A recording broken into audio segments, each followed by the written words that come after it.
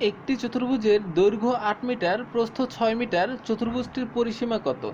চতুর্ভুজের পরিসীমার সূত্র কি? দেখেন, যখন দৈর্ঘ্য প্রস্থ আলাদা থাকবে তখন এটা ধরবো আয়তক্ষেত্র। আয়তক্ষেত্রের পরিসীমার সূত্র, পরিসীমা, এর সূত্র হচ্ছে 2 দৈর্ঘ্য যোগ প্রস্থ।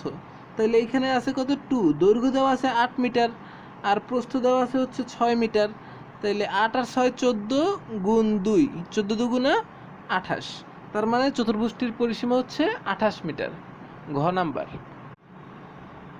10 গজ ইন্টু 5 গজ ইকুয়াল টু কত? দেখেন, অনেকেই ভাবতে পারে যেহেতু 10 আর 5 গুণ, তাহলে 5 10কে 50 গজ, ঠিক না? কিন্তু এটা আসলে ভুল। কারণ কি, গুণের সময় এটা ক্ষেত্রফলের সময় গুণ করা হয়, তার মানে এটা ক্ষেত্রফল বের হয়। আর ক্ষেত্রফলে সর্বদা বর্গ যুক্ত করতে হয়। আমরা যখন যে কোনো ক্ষেত্রফলের মান লিখব তখন তার আগে অবশ্যই বর্গ লিখতে হবে। তার মানে যদি বর্গ অপশনে থাকে তাহলে ওটাই উত্তর, 50 বর্গ গজ। চতুর্ভুজের চার কোণের অনুপাত 1:2:3:3। দেখেন, অনুপাতের সাথে সর্বদা আমরা এক্স গুণ করব। একের জায়গায় লিখবো হচ্ছে 1x, 2-এর জায়গায় 2x, 3x, 3x। এখন বৃহত্তম কোণের পরিমাণ কত? দেখেন, আমরা জানি চতুর্ভুজের চার কোণের সমষ্টি 360 ডিগ্রি। তাহলে এখন যোগ করি, 3 3 6 আর 7 8 9, 9x সমান সমান 360 ডিগ্রি। x সমান সমান 9 দ্বারা যদি ভাগ করি তাহলে 4 নং 36, 40। চাইছে বৃহত্তম কোণের পরিমাণ কত? বৃহত্তম কোণ কত? 3x। তার মানে 3 গুণ 40, x এর মান 40, 3 40 120। তাহলে উত্তর হচ্ছে 120, ক নাম্বার। একটি আয়তক্ষেত্রের কর্ণের দৈর্ঘ্য 15। এই একটা আয়তক্ষেত্র, এর কর্ণ, এই মাঝখান থেকে এই কর্ণ হচ্ছে 15, প্রস্থ 10, প্রস্থ 10। এখন দৈর্ঘ্য দেওয়া নেই, দৈর্ঘ্যটা ধরি এক্স। তাহলে আমরা জানি অতিভুজ স্কোয়ার ইকুয়াল টু লম্ব স্কোয়ার প্লাস ভূমি স্কোয়ার। অতিভুজ মানে এই কর্ণ, অতিভুজ স্কোয়ার ইকুয়াল টু লম্ব হচ্ছে 10 স্কোয়ার, ভূমি হচ্ছে এক্স স্কোয়ার। 15 15 225 বিয়োগ 10 স্কোয়ারে হয় 100। তাহলে 100 এই পাশে আসবে, এক্স স্কোয়ার বিয়োগ করলে থাকে 125 x square, root over 125 equal to x. এখন এইটাকে লেখা যায় 25 গুণ 5 ইকুয়াল টু এক্স, আর 25কে রুট করলে আসে 5 রুট 5 ইকুয়াল টু এক্স। তাহলে এক্স ইকুয়াল টু 5 রুট 5। এখন বলছে ক্ষেত্রফল কত? ক্ষেত্রফল মানে হচ্ছে দৈর্ঘ্য ইন্টু প্রস্থ, দৈর্ঘ্য ইন্টু প্রস্থ। 5 10কে 50 রুট 5, এটাই হচ্ছে ক্ষেত্রফল। উত্তর 50 রুট 5। একটি আয়তক্ষেত্রের দৈর্ঘ্য প্রস্থের 3 গুণ। তাহলে ধরি প্রস্থ হচ্ছে এক্স, তাহলে দৈর্ঘ্য প্রস্থের যেহেতু 3 গুণ, দৈর্ঘ্য হবে 3x। এখন বলছে ক্ষেত্রফল 300। আমরা জানি দৈর্ঘ্য ইন্টু প্রস্থ সমান সমান ক্ষেত্রফল। তাহলে দৈর্ঘ্য ইন্টু প্রস্থ সমান সমান ক্ষেত্রফল দেওয়া আছে 300। 300 তাহলে 3x square equal to 300 x square equal, এই 3 যদি ভাগ হয়ে যায় তাহলে হয় 100।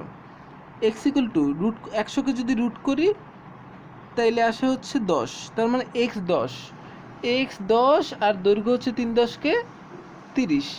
পরিসীমা কত? পরিসীমা সূত্র হচ্ছে 2 দৈর্ঘ্য যোগ প্রস্থ, 2 দৈর্ঘ্য যোগ প্রস্থ, এটা হচ্ছে পরিসীমার সূত্র। তাহলে এখন দেখি, 2 যোগ করলে আসে 40, 40 দুগুণা 80। তার মানে পরিসীমা হচ্ছে 80, গ নাম্বার। একটি আয়তাকার জমির দৈর্ঘ্য প্রস্থের দ্বিগুণ। তার মানে প্রস্থ যদি এক্স হয়, দৈর্ঘ্য প্রস্থের হচ্ছে দ্বিগুণ, তাহলে দৈর্ঘ্য হচ্ছে 2x। ক্ষেত্রফল 800 বর্গমিটার। দৈর্ঘ্য ইন্টু প্রস্থ সমান সমান ক্ষেত্রফল, তার মানে এই দৈর্ঘ্য ইন্টু প্রস্থ সমান সমান হচ্ছে 800।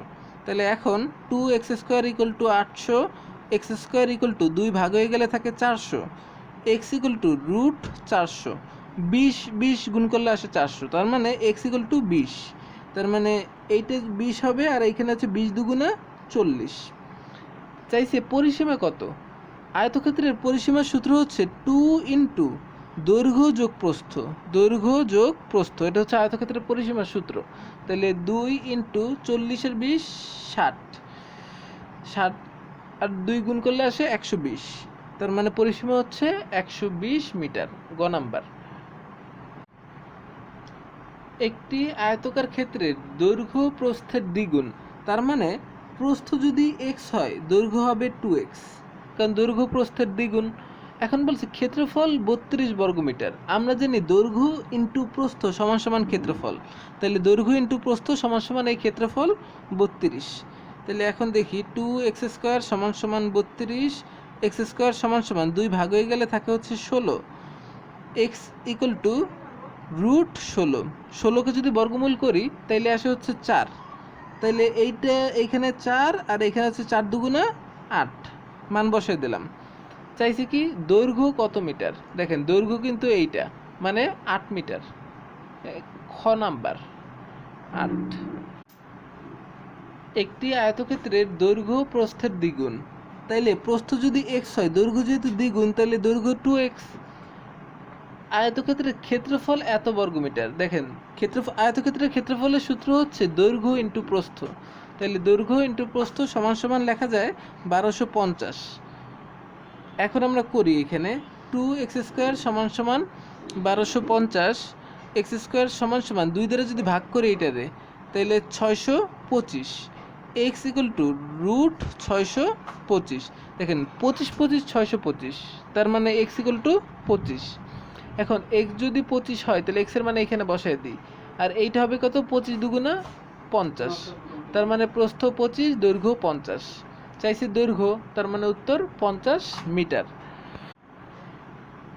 একটি আয়তাকার ক্ষেত্রের দৈর্ঘ্য বিস্তারের 3 গুণ, বিস্তার মানে হচ্ছে প্রস্থের 3 গুণ, তার মানে ধরি প্রস্থ x, তাহলে দৈর্ঘ্য হচ্ছে 3 গুণ মানে দৈর্ঘ্য হচ্ছে 3x। এখন বলা আছে দৈর্ঘ্য 48 মিটার, তার মানে এই 3x সমান সমান 48, x সমান সমান 3 দ্বারা যদি ভাগ করি 48, 3 16 48, 16, তার মানে দেখেন তার মানে এই প্রস্থ মানে x, প্রস্থ হচ্ছে 16 আর দৈর্ঘ্য তো আগেই দেওয়া আছে 48, দুইটা পেয়ে গেলাম, দৈর্ঘ্য প্রস্থ পাইলাম। এখন বলছে পরিসীমা কত, আয়তক্ষেত্রের পরিসীমার সূত্র হচ্ছে 2 ইন্টু দৈর্ঘ্য যোগ প্রস্থ। দৈর্ঘ্য 48 দেওয়াই ছিল অঙ্কে, আর প্রস্থ তো আমরা x এর মান 16 বের করছি, এটা হচ্ছে পরিসীমার সূত্র। তাহলে 2 ইন্টু যোগ করলে আসে কত 64, গুণ করলে আসে হচ্ছে 8 12 128, তার মানে আয়তক্ষেত্রের পরিসীমা হচ্ছে 128 মিটার, ক নাম্বার। একটি আয়তকার ঘরের দৈর্ঘ্য বিস্তারের দ্বিগুণ, বিস্তার মানে হচ্ছে প্রস্থের দ্বিগুণ, তাহলে ধরি প্রস্থ হচ্ছে x, দৈর্ঘ্য হচ্ছে প্রস্থের দ্বিগুণ, তাহলে দৈর্ঘ্য হবে 2x। এখন ক্ষেত্রফল 512 বর্গমিটার। আমরা জানি দৈর্ঘ্য ইন্টু প্রস্থ সমান সমান ক্ষেত্রফল, মানে এই ইকুয়াল লেখা যায় 512 দেওয়া আছে, তাহলে এখন আসে কত 2x² equal to 512, x² equal to 2 দ্বারা ভাগ করলে আসে হচ্ছে 256, তাহলে x ইকুয়াল টু কত √256। এখন কত 256 হয় একটু আটকেই দেখি, 16 16 256, তার মানে এখানে রুট করলে আসে 16, তার মানে প্রস্থ 16 দৈর্ঘ্য হচ্ছে 16 দুগুণা 32। চাইছে পরিসীমা কত, আয়তক্ষেত্রের পরিসীমার সূত্র হচ্ছে 2 ইন্টু দৈর্ঘ্য যোগ প্রস্থ, তাহলে 2 ইন্টু এখানে যোগ করলে আসে 48, 48 দুগুণা 96, তার মানে পরিসীমা 96।